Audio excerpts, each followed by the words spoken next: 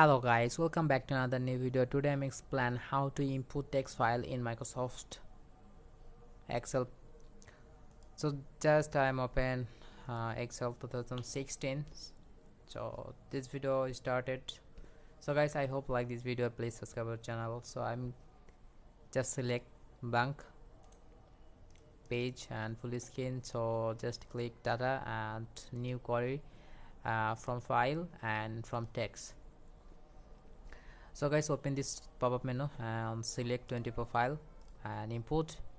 So wait for response and connection, so please wait. So this video totally helpful, so please subscribe our channel and like this video. And this video and this file and 24 file, just start from 1, start from 2, so equal to 20 start button and 20 from button. So I have change and preview, download and text. So I hope you enjoyed this video, so please subscribe our channel and hit the subscribe button and press bell icon. So I hope you can understand, so subscribe more tips.